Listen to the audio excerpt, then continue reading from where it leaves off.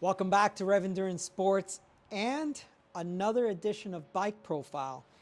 Now, this is a bike that I saw on Facebook, and I cannot believe that, that it physically came to my store today, and I really want to share it with you. So, I've got the owner with me, so I'm going to ask him a few questions, and then we'll kind of figure out how he acquired the frame, and then how it ended up in this current state. So, tell me the history of this bike. So back in 1993, I graduated from grad school, and my then girlfriend, soon-to-be ex-wife, wanted to buy me a combination birthday present, graduation gift, Christmas present. Yeah, yeah. We were poor. And I went and looked at a bunch of different frames. I drove to Lehigh, Pennsylvania to ride with Tom Kellogg and the Spectrum frames. Nice. Flew out to San Francisco and rode with Tom Ritchey to try the Ritchey Logic. And I decided on the Ritchey Logic frame. Yep. What was Kellogg building at the time? Steel or tie? Or? Tie.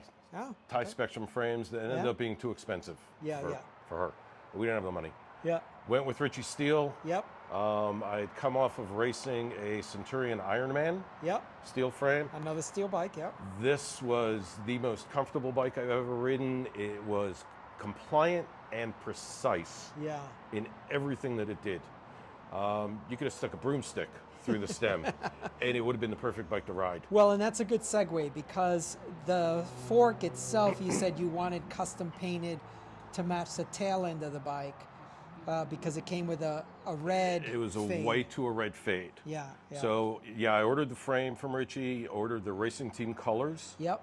And originally it was a blue fade into white, fade into red, fade into white, fade into red. And we're going. And I had to send the fork back to have them change the paint and make it a white fade into blue. Yeah. So I got blue, white, red, white, blue.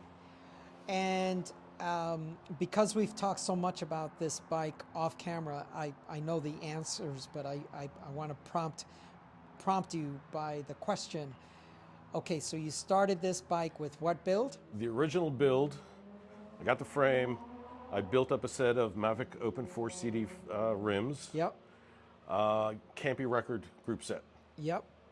And it was how many speeds? 8 speed. 8 speed. Okay. So 16 speed. Right. 8 cogs in the back. 8 cluster, yeah. 16 speed with top line cranks. Some of the latest cranks made in the day. Yeah. This is back in the early 90s. Is that the name of the brand? Yeah, top line.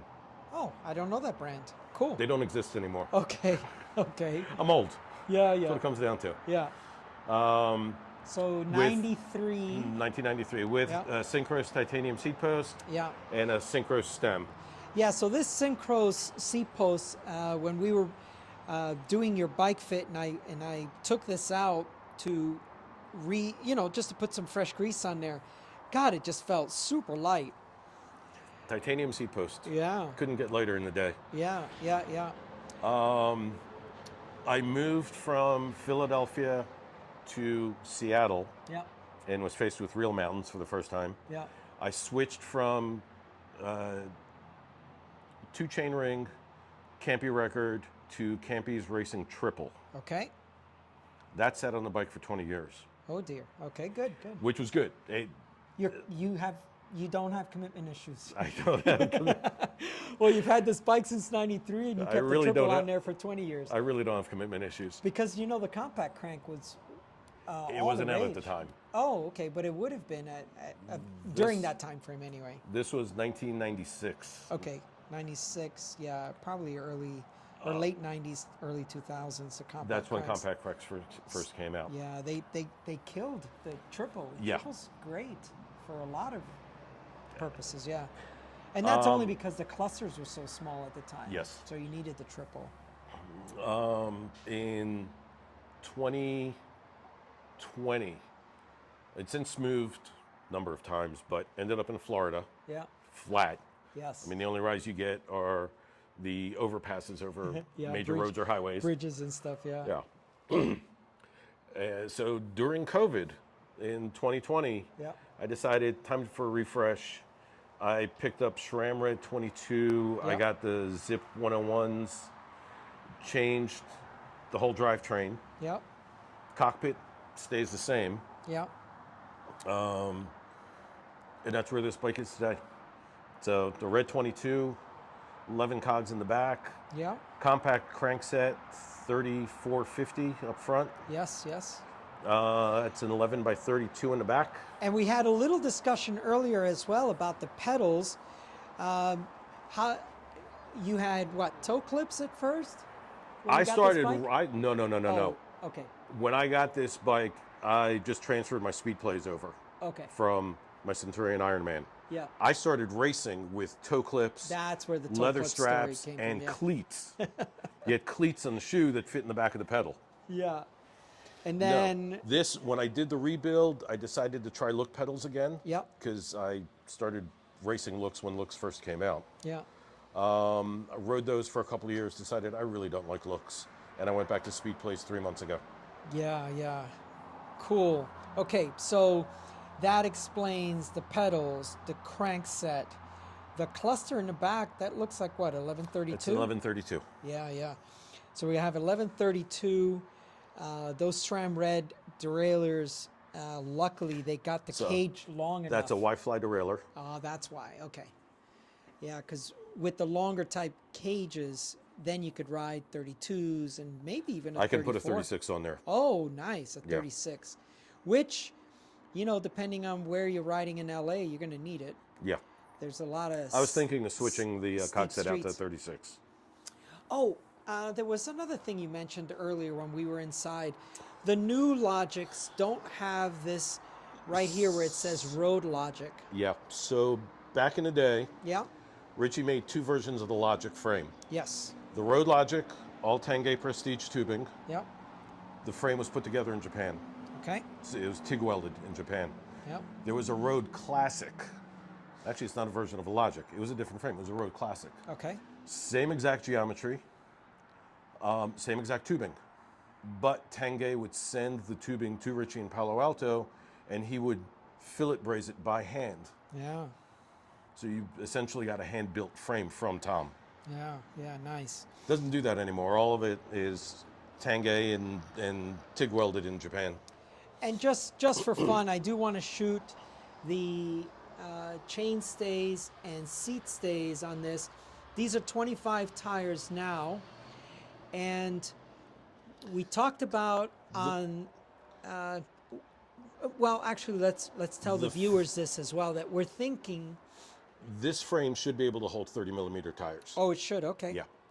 We're thinking that on the new frame, because that's why you came in for the fit, was to decide on a new frame size. That on the new frame, you might go 28s. Maybe.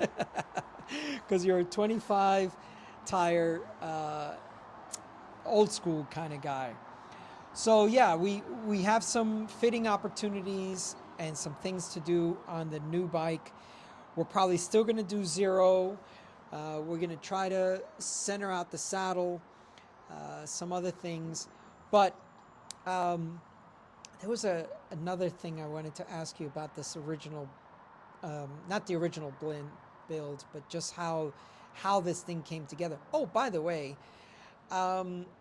you've ridden some carbon forks as of late, because you rode that Rit, Yeah. R-I-T-T-E. Yes.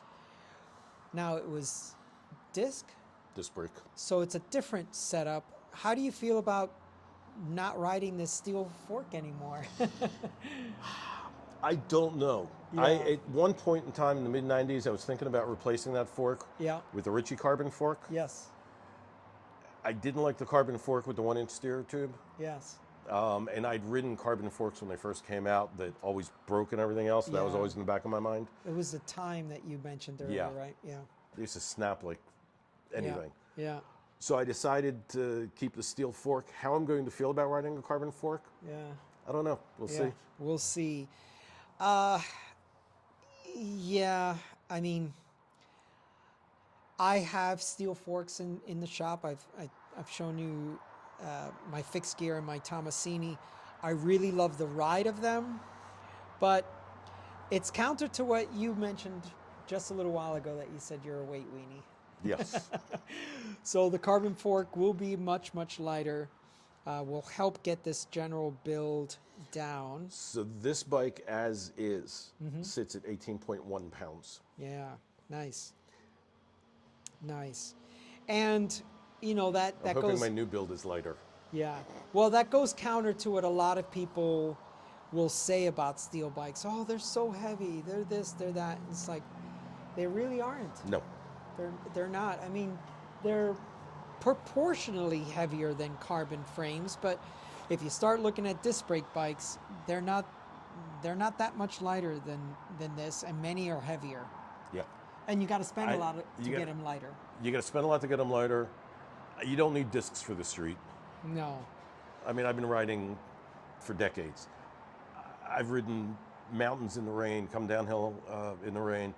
I've never had a problem with rim brakes. Yeah, yeah, and I stole this from a guy named Durian Rider. He's got a bigger YouTube presence than I do, so I always want to give him credit. So it's not that I said it, but he has this little line that says, "Rim for road and disc for dirt." Yeah, and it just, I mean, it's a very simple way to define. Okay, this bike should or shouldn't have disc brakes, and where would it be most benefit? Yeah, dirt and all that other, mud and all that stuff, but we're in Southern California and we don't ride in the rain here. So the saddle, we just put you on an SQ Lab saddle, and you liked it. it's a lot more comfortable than this one. Yeah, this Pro Turnix is a good saddle. I've had it on some of my bikes. I actually still have it on my Swiss Cross. It had a little bit of a channel, and it has a padded nose, but you rode the SQ Lab, and it sounds like you want to try that one on your new bike, right? Yep. Yeah, yeah. Now, let's tell the viewers what we're going to do. We're probably going to move over everything aft of the handlebars. So, the handlebar stem is going to have to be a different setup, but So new frame comes in. My goal originally is to transfer the drivetrain yes, sir. over to the new frame. Yep. Maybe stick with that C-post, maybe go to a different C-post. I don't know yet. The saddle I'm going to change, obviously. And obviously I'm going to need to change the stem and the bars. Yeah, but the wheels will come over, and then the drivetrain actual parts will come over. Yeah. And then this frame gets polished and gets hung on my wall for a while until I decide what to build it with next. Well, yeah, and we talked about that too, that, this is the kind of frame that you just keep, and there are times that you build a bike, a newer bike, because it's the latest and greatest, and then all of a sudden you're like, you know what? I missed that other bike. Yep. And you rebuild it. Yep. And the good thing is, if you still have it and it's hanging on your wall, you can do that. You can do that. If you Absolutely. you never want to have regrets with some of your bikes. The only regret that I have is if I'd known you were going to videotape this or film this, you would have cleaned it. I would have cleaned the bike. It's okay. It's all right, because my viewers should know that they don't need to be that anal. A bike that's ridden, a dirty bike is a bike that's ridden, and Yes. we don't obsess about bikes being spotless. So thank you so much for your time and taking us through memory lane and showing us, or I should say, preserving this bike in such great condition, so that we have an example of what bikes used to be in the early 90s, or Ritchey bikes used to be in the early 90s. So thank you so much. And for everyone else, if you like these bike profiles, please make a comment down below. If you have an older Ritchey, oh, wait, one more thing. I just thought of it. You said earlier that for almost a 25 to 30 year span, you had not seen another Ritchey bike. No. And then all of a sudden, you walk into my shop and you're like, I've never seen so many Ritcheys in one place. When I bought this in 1993, yes, sir. I was in Philadelphia from 93 up until 1995. I saw one other Ritchey. Yep. I moved to Seattle. I moved to Clearwater. I moved to San Francisco. I moved back to Clearwater. I moved to Orlando. I moved back to San Francisco. Jeez. Then I moved to LA. Yeah. About 6 months ago in LA, Yeah. in Hancock Park, I saw a girl walking her bike down the street, and it was a Ritchey Road Logic in the exact same racing team colors. Wow. Yeah. That's only the second Ritchey I've ever seen. Did she even know what she was riding? No, She she didn't have a probably clue. had no clue, right? She was 18, 19 years old. Yes. It was probably a hand-me-down she got from her father or mother or somebody, and had no clue. Or maybe it was in a Goodwill store or what they call a barn find. Could be. And she just picked it up for $100, you know. But between 1993 and 2024, Yeah. You'd only that was seen only one. the second Ritchey I'd ever seen. Yeah.